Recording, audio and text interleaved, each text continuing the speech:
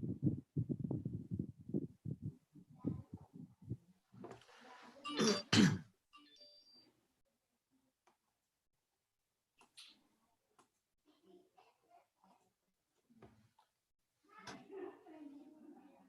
evening, namaskar, adab. Warm welcome to another edition of Talk to Bhupen. Well, it's a Monday, it's the beginning of a new week, and it's also the beginning of the time when we would have thought that maybe the worst of this economic lockdown, the worst of our physical lockdown is behind us. So as we move towards lockdown 4.0, and as we move towards a scenario where people are now thinking that maybe the worst is behind them and well, hoping that maybe at some stage things will completely change for all of us. Well, there is news. The news is that there have been some rather sudden developments that have unfolded over the last 12 hours or so. There has been a Supreme Court judgment which makes it slightly difficult for the existing set of employers to pay their employees. There is also the added question on exactly what is the extent of the relief which we're talking about. I first want to straight away bring you up to speed with what is happening for you to understand just how grave the situation is. This is what's happened. It's taken the Supreme Court to enter the story. The government had initially passed an order making it mandatory for all the employers, for all factory owners to pay their salaries. Now, what's happened is that in the month of March, in the month of April, it was possible. But as you're now moving towards the lockdown after lockdown scenario, it's clearly becoming very, very difficult for establishments simply to run their course. And look at what has been stated today. All the employers, be it in the industry or in the shops and commercial establishments, shall make payment of wages of their workers at their workplaces on the due date without any deduction. This is what was stated by the government. The firms ended up going to the Supreme Court, and what they've managed to do is they've managed to go completely beyond this. Why are we talking about this? We're talking about this because, frankly, the biggest story right now, the most important story right now is the plight of migrant workers. Advaita Kala, Yashwardhan Azad are going to be there with us through the program, and we will be finding out from them exactly where has the government gone wrong, because let's make no bones about it. The government strategy to deal with migrant workers in India has completely failed. There is no other way. एक मैंने आज किसी से सवाल पूछा और मैं चाहूंगा कि आप सब लोगों से इसको शेयर करूं. मैंने पूछा कि साहब, अगर आपको किसानों के हित के बारे में बात करनी हो तो आप क्या कहेंगे, किसान को क्या करना चाहिए? और मेरा दिल टूट गया जब उस सज्जन ने ये बोला कि किसान को आत्महत्या कर लेनी चाहिए. This is the reality. So while we're saying that the economy is winning, lockdown 4.0 has been eased up considerably from previous lockdowns. It is true. But how is this playing out as far as your day-to-day life is concerned? So let me just first up give you a sense of how your life will change. Well, states are working out guidelines for movement of workers across states.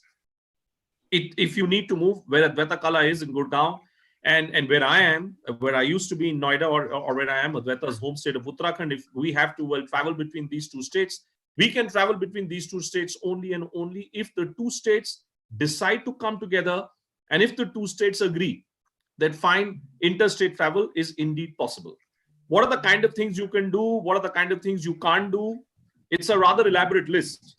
Government is displaying intentions, but its intentions clearly not working on the ground.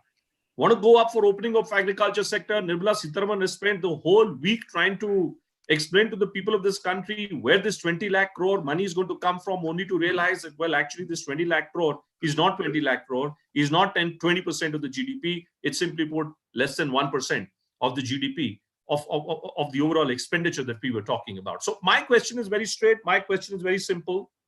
Has the government underplayed this migrant worker crisis? That's what we want to know. Does the government have a clue as to what needed to be done to deal with these migrant workers? I want to begin straight away with Yashwardhan as we play graphics, and you know that on this program, on this format, we always go by the data. We go by things that really matter. So while we're looking at what are the do's and don'ts and how your life can change, the focus has to remain on the plight of migrant workers.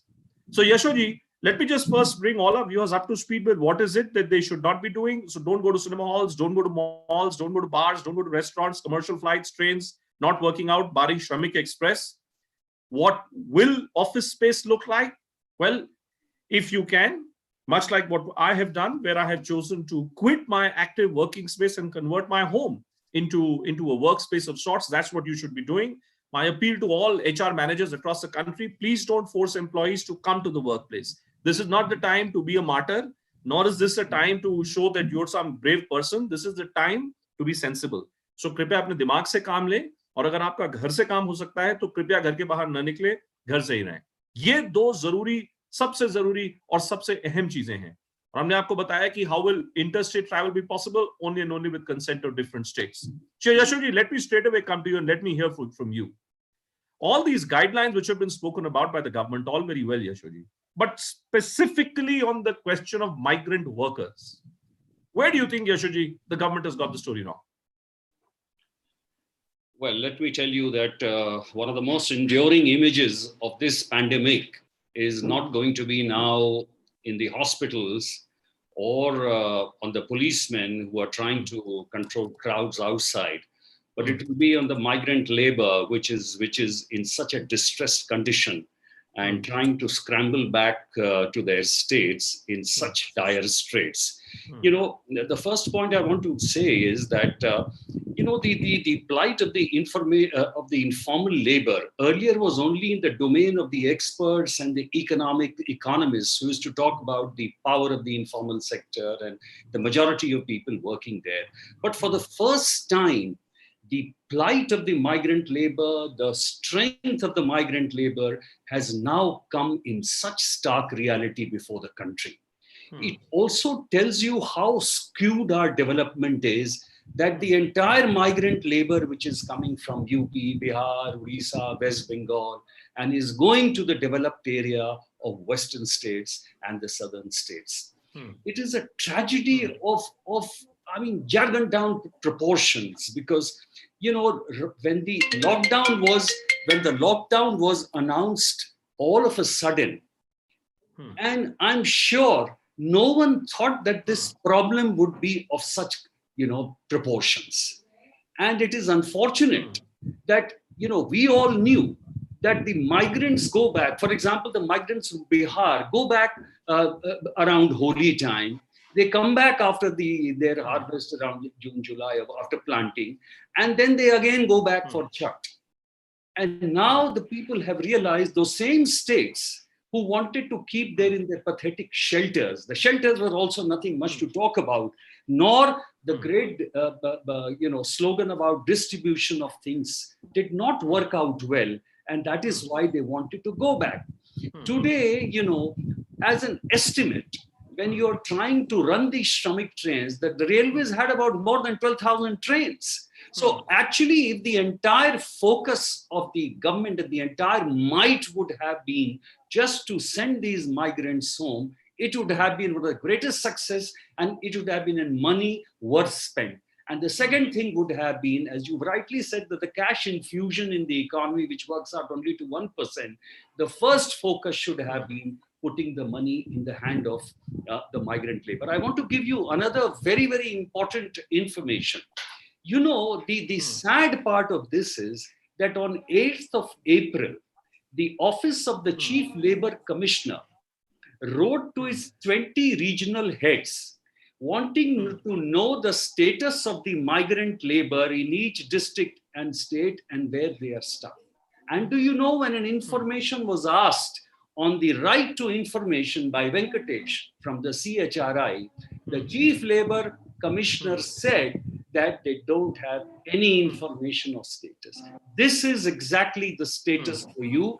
And now you must have heard that the government has announced that Ministry of Home Affairs will be compiling a data, which means for the last 7 years, this is how we do. I'm just looking at all these videos which are being played by our producers, and I want to bring in Advaita Kala into this one as well.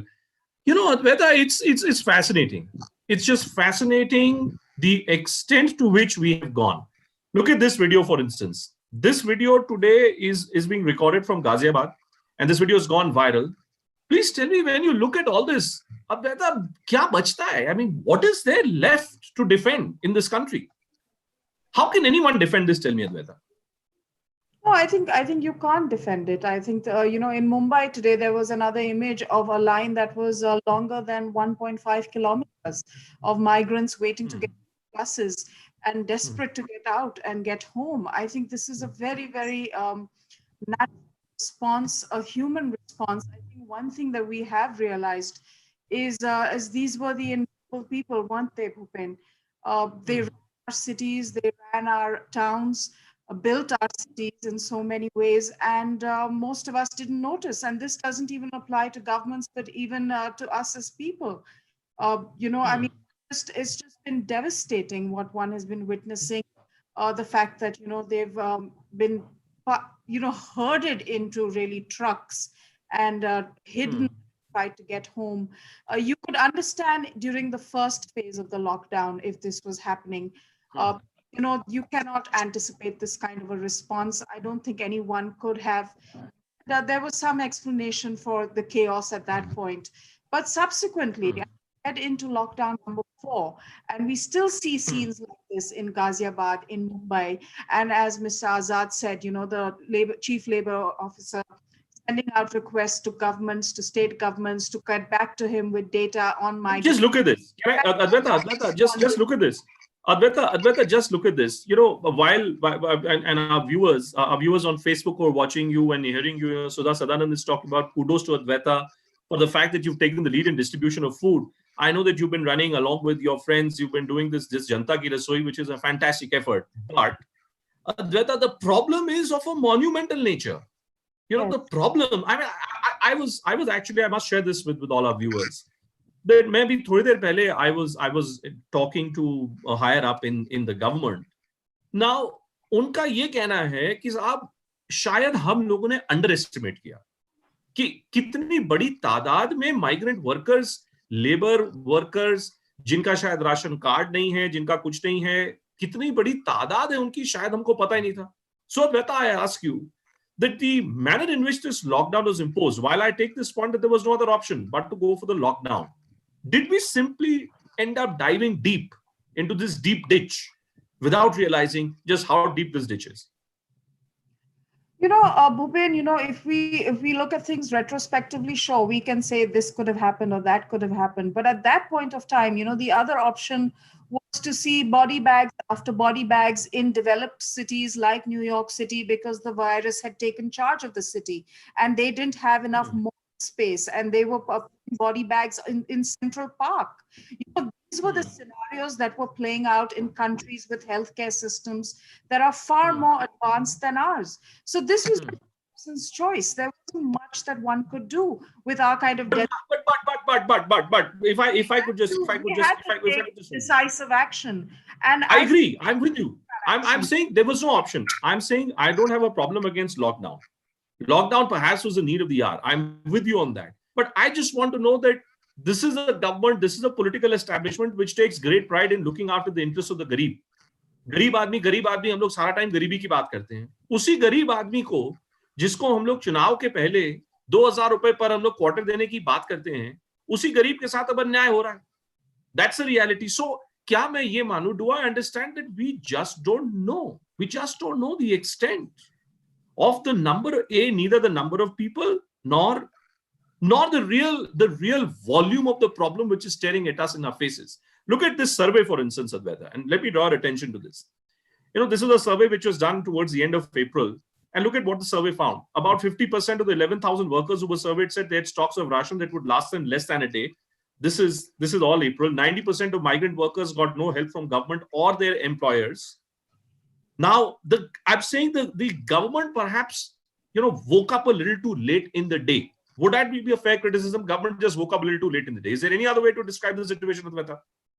I have 2 points on this. One is, of course, as you mentioned, Janta Rasoi that we've been running in Gurugram before the first lockdown. We started that. And we have progressively seen the numbers reduce because people are finding their way back to their villages. in that movement, and that's a good thing, because this looks like a situation which is just going on and on and on at this point. And like I said, there is an instinct to want to be close to your near and dear ones. You're in Uttarakhand, I come from Uttarakhand. We have a huge migration issue there. Most of our youth from the mountain upper reaches definitely are out of the cities, out into the cities and working. So these are realistic situations which exist on a state to state basis. I think when you focus entirely on what the center is doing, and not the fact that this is something where we needed to see cooperation, coordination between the states in ensuring that migrants were transported, in ensuring that the data was correct. I think this is something that needs to be addressed by all state governments. I don't get this. Yashoji. Achha, let me hear Yashoji. Let me hear. This is a political argument. This is a political argument that, well, various stakeholders needed to come together.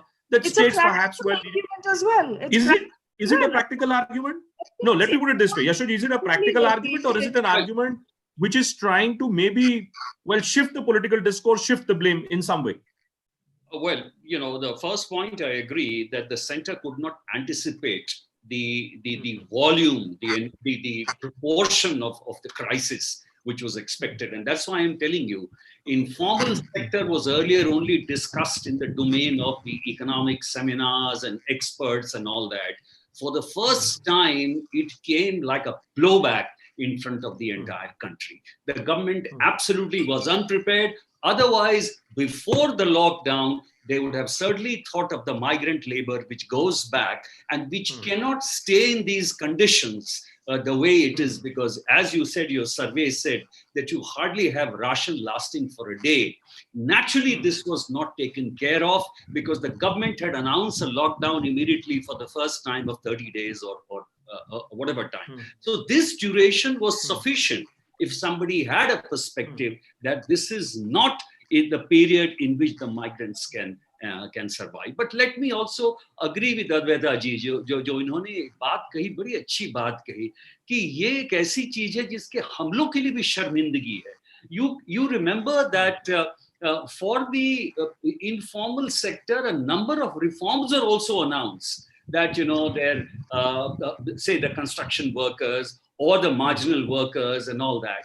But obviously it means that nothing worked because the migrant workers were in the same plight as they were earlier. So therefore, the first point is definitely center did not anticipate the crisis. But I also agree, and I'll tell you the political part also, while there are many chief ministers who are saying that yes, this time when the migrants come back, we will look after their welfare. Narega push is already there, and we'll try to keep them through various jobs and public works programs.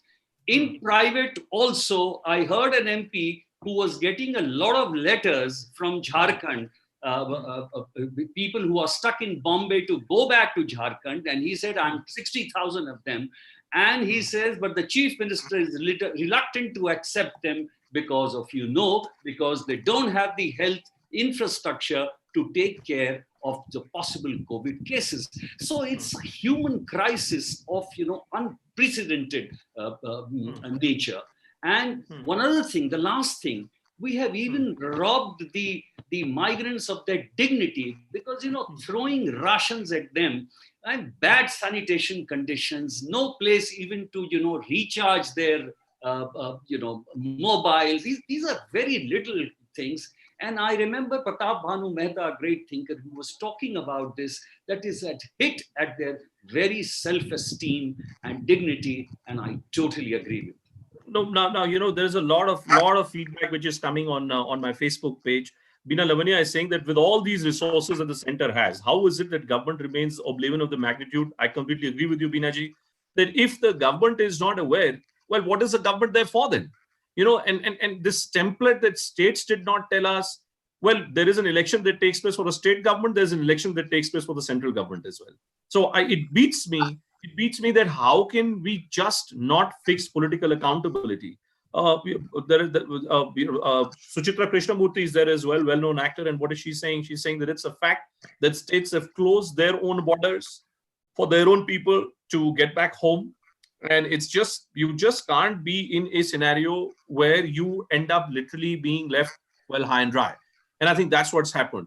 I just want to go back to some of the images that we have got today, because those images tell you a real story. Yashodi, I want to stay with you, and I want my producers to play the pictures where people are being beaten up. You know, cops who are indulging in lathi charge against migrant workers. In Noida, we saw these pictures where cops were, well, trying to give the danda trick to the danda treatment, the baton treatment to poor hapless women who had just simply queued up in a line. Now we're seeing what's happening, you know, in parts of UP, in parts of Punjab. Look at this. In order to bring sanity, you are unleashing more insanity. My fear is, Yashoji, are we literally on the cusp of some kind of maybe a big social unrest which could be staring at us in our faces? Well, these are the fault lines which are so exposed and for everyone to see, and the visual impact is absolutely so strong. The problem is that I agree that the police has been brutal at times. But if you really ask me, they really don't know what to do. They're absolutely clueless.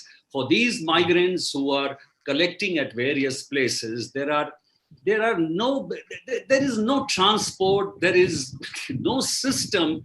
There are few people like Advaitaji's who are really working and feeding them in Gurgaon. There aren't many people out there where they are collecting in Ghazipur and these areas. That's the police doesn't know that in the absence of the buses, how will they go? So instead of creating a jam, they are pushing them back. It's a very, very sad story. But one point I want to refer back to what you said. Definitely the government is supposed to manage. It may run out of steam. It may not have expected the kind of the volume, the sheer size of the crisis, but they had to do something about it. And if you have more than 12,000 trains, then those trains should have been running. I know it would have been that our numbers are staggering. And this is my favorite subject. No one talks about numbers because it's not a good political thing to talk about it, but it's impossible to deal with them. But yes, you have to manage. And for the poor, if you talk the government of the poor, it has to manage the poor people's problems. Advaita, Rakesh Ved, who's another one of our viewers, is sending me videos, and he's sending me stills of just how bad the situation is on the highways between Agra and Meerut, and you know, the sheer number of positive cases increasing on one hand, the desire of the government to go in for, well, easing up of the lockdown on the other hand, and the story of migrant workers being on the road and being made to literally look like they've been, you know, left to fend for themselves. That story is not reducing in any way whatsoever.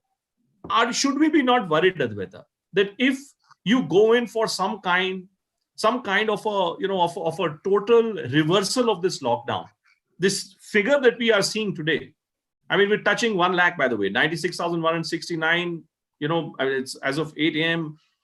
I mean, who knows? I mean, if you are looking at 2 to 3 lakh cases by the end of this month, would we be looking at lockdown 5.0 then, Advaita? What's the road ahead according to you? You know, I really do think that the virus is unfortunately going to set the pace on this one. And our fight to get a vaccine or a cure. Today, Boris Johnson said something that was very dispiriting, considering Oxford University is supposed to be one of the biggest front runners when it comes to the creation of a virus. He said that all have to be prepared for the fact that a vaccine may not come to fruition. This was the exact quote. So it's looking quite dark at this point of time.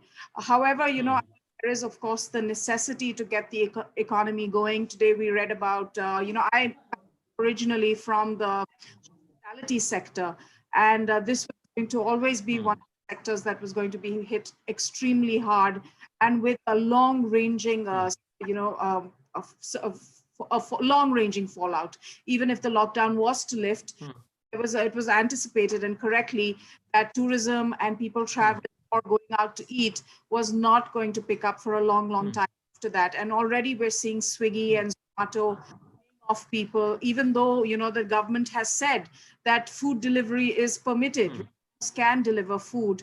There isn't demand in the market at all. So even when, you have these sort of agencies in a lockdown situation, you're seeing an industry being directly impacted by that, because there is also a psychological aspect to it. There is, of course, the economic. People are very insecure. They don't want to spend money that they're not sure where the next paycheck is coming from. I've been speaking to people, middle class, upper middle class people. Oh, that we are a certain generation that has been living from paycheck to paycheck. And for a lot of people, the next paycheck with the EMIs and the house rents and loans, they're not seeing those coming. So this is a crisis of such proportion that it unfolds every single day in different ways. And I think there is no easy answer that lift lockdowns or like Trump says, get back to work. I know in the US, there are situations wherein bosses want to open up by June 15, and one particular office or company really where 80% of the people don't want to go back to work.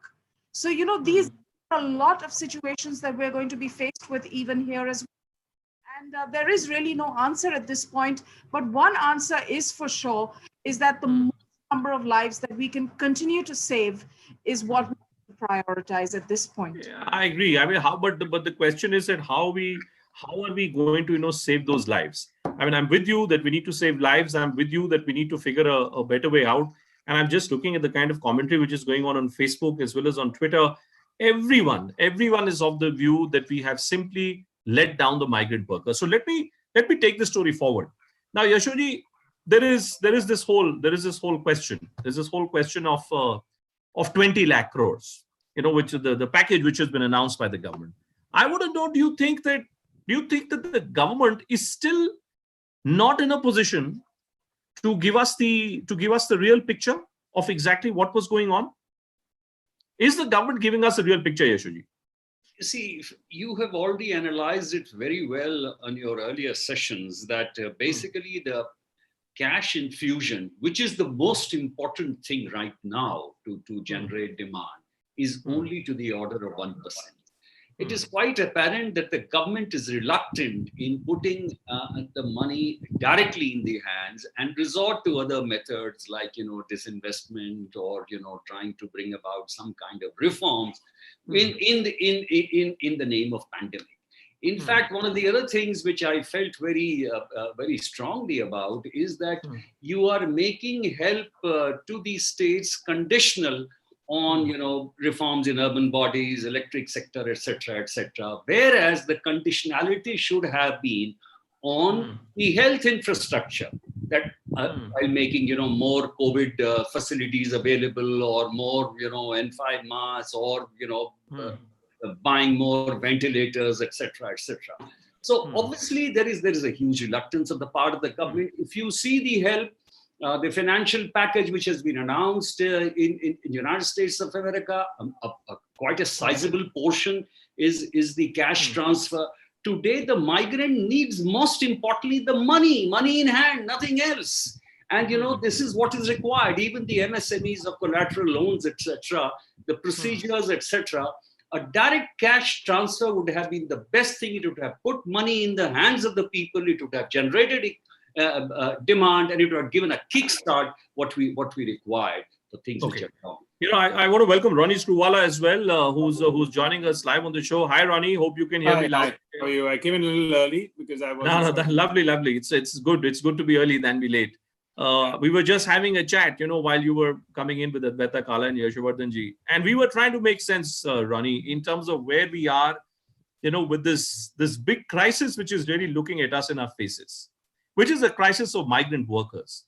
A lot of my friends from Mumbai, from other parts of the country, are calling in to say that the government has just not understood the magnitude of this crisis. So give me your view. Do you think, economically speaking, did the government really understand how grave the situation was? No, I don't think the government really understood it, primarily because this is that one segment that is neither rural nor urban. It's that in between. And because it's been in between, I don't think everyone expected them to suddenly feel that for a 2-week or a 4-week or a 6-week lockdown, they migrated 4 years, 5 years back, and they'd go rushing back to their homes. So I think that was a substantial shock to them. I think what they didn't anticipate, that a daily wage worker, if he feels inconsistency in his life for 2 weeks or 3 weeks, would be huge. And the reason I'm saying this is we have a very large NGO in Asparagus Foundation, and we work in rural Maharashtra, Raigad district, 7 blocks. We work with about 1 million people, have 100,000 homes.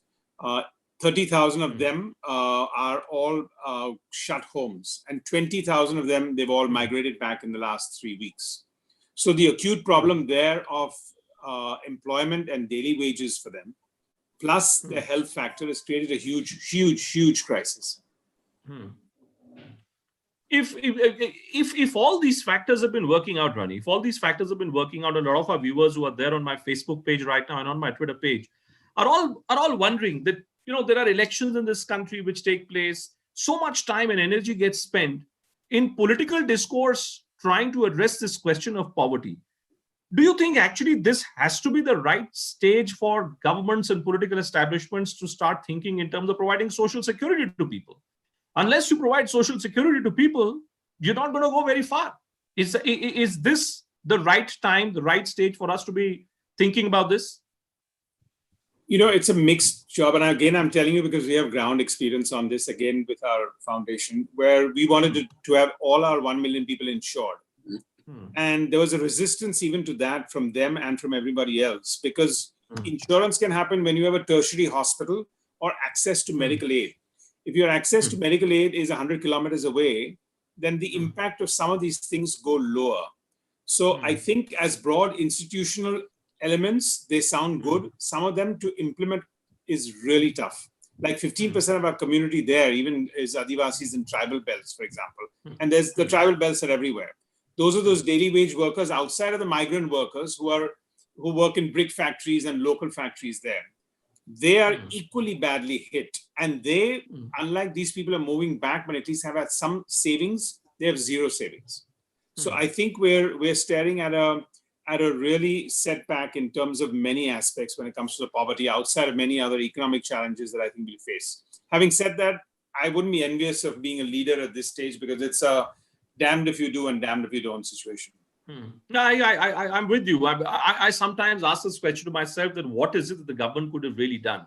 But Rani, now as you move from the entertainment world to the education space and you get yourself more deeply immersed with the story of India's economy, explain to me, when you get hit by a pandemic like COVID, and when you have this number of people today who are all out on the streets of India in various states, what do you expect from a government?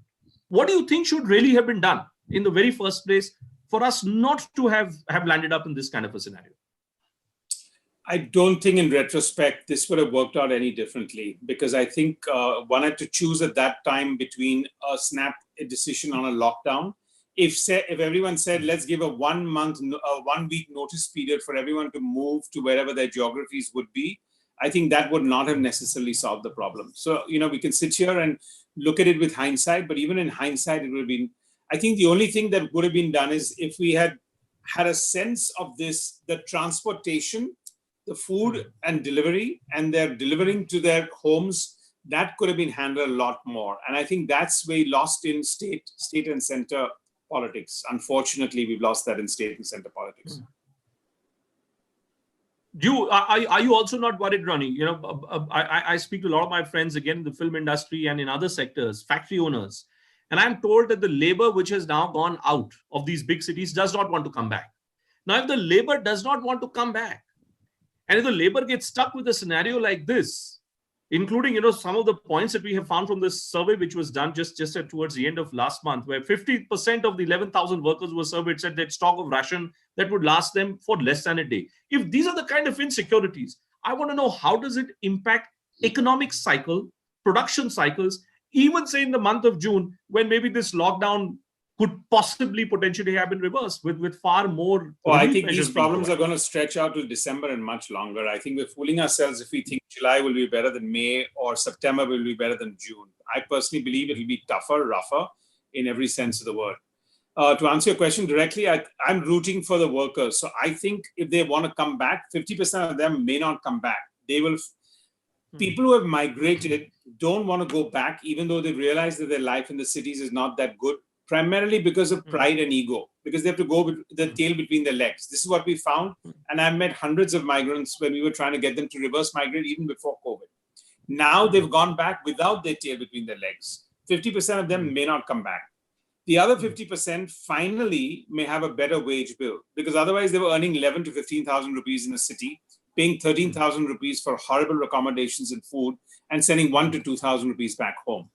That equation can change. And I think industries will have to bear the cost of what could have been exploitative labor costs today. So if I hear you correctly, you're saying, Ronnie, that you anticipate two things. One, that this crisis is not going to reduce in its intensity in any way in the next couple of months. It may extend all the way to December. And you're saying that 50% of the people are not going to come back to the cities. If 50% of people are not going to come back to the cities, Ronnie, I'm just trying to visualize in my mind that how will workflow issues, how will production issues, how will all these issues then end up being impacted if 50% people don't come back?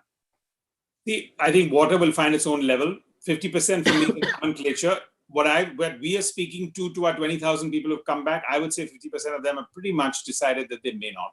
Now, they may change their mind if they've offered double their wages to come back, but probability is that they may not. So I also think that today everyone is working very hard to get supply back in place. You want to get back into shape. You want to, 60 days have been closed down. Many people are going to take. But I think the demand is, or the low demand is going to surprise people. And therefore, even if supply chugs up, if you can't match that with demand, you're going to have suppressed demand. And then supply will also have to slow down. So I think that's the water level that will come about. But as I said, I'm rooting for the daily wage workers, that they will have better terms at the end on the other side of this present COVID situation. Then how do you respond to, this? My producers are playing this graphic, and this is an order which has been passed just a short while back after the Supreme Court's intervention. The government basically wanted to direct firms that they must pay the salaries to all the workers. The Supreme Court has now stepped in, and the Supreme Court, responding to a petition by the factory owners, by the producers, is saying, well, this is not done. There must be the interests of the factory owners protected as well. Is this not like a double whammy for workers then? A, they don't have a place to stay. And B, well, if you were thinking of getting some social security net, the Supreme Court enters in. How do you move forward then? Yeah, but Bhupen, it's a triple whammy, because I've spoken to these people who haven't even got their back wages. They didn't get their March salary when they moved out from there. And these are people who are working in the diamond industry and industries which are not so badly hit.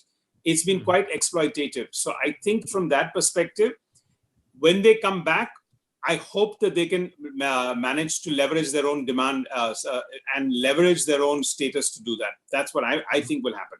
It's going to be a demand-supply ratio again for people when they want to come back. But my pen is everyone will want to go back to their original supply. Demand may not be there. It will come back to a certain level, and people will have to realign their production expectations over a period of the next 6 months to a year. And this is on the assumption that we don't have at least one or two more series of even stiffer lockdowns. So, just imagine and just help me understand. If there was to be, say in the first week of June, if we were to realize that these relaxations that have been given in lockdown 4.0, if they end up creating a scenario where the number of positive cases increases, are you saying that you could be in a scenario, maybe June, July, you could be back to the kind of stiffness that we had seen in lockdown 2.0, 3.0? I mean, we're all reasonably smart and aware people. I don't think we need to step out of our homes to figure out that is the likelihood of that is higher than 50% right now. There is absolutely no logic that it should not happen. And the way it's happened today, where everyone is a little bit, if you look at what Bangalore's opened up a little bit, and if I see a little bit of what I've been talking to friends, colleagues, and one of our offices there, it's a little scary because it's just too much of a 180 degrees the other way, and you've sort of been a little bit more abandoned. So I personally, I'm an optimist, but I do believe we need to be realistic in a situation like this. And I don't think half these people will come back till they are very sure. The daily wage workers and migrants have had such a horrible time, such a painful time, that I don't think they're going to come back in a hurry. They'll want to see things stabilize, to see whether they have a really stable job opportunity and not a 1 month job opportunity all over again. Okay, final question. I'm looking at numbers, 1 lakh is the 1 lakh mark has been breached in a sense of the number of COVID positive cases.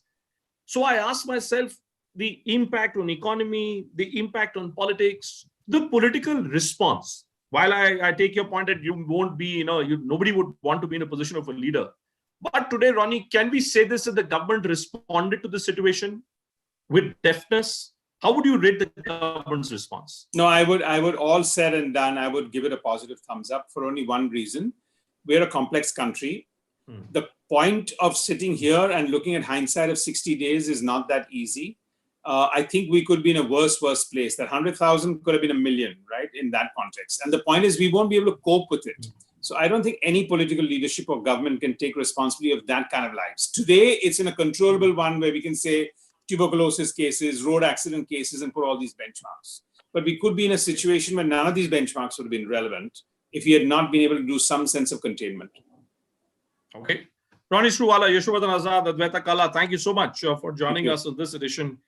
It's been a sad story. It's been a sad day. And the more I have looked at images, the more I have looked at all the videos that have come through the day today, it has, well, saddened me even more. I just hope that all the points which we have looked at today are points which are looked at as inputs by the government. If you try and look at this economic crisis through a political prism, you're not going to go very far. And I think it'd be a big mistake if governments were to think in terms of converting this into yet another political slanging match. It's to help the situation whatsoever. Thank you so much to all of you for joining us. Thanks for sharing your feedback as well. Facebook and Twitter buzzing with a lot of questions. I'll try and respond to those questions later. Bye-bye. Thanks very much. Stay well.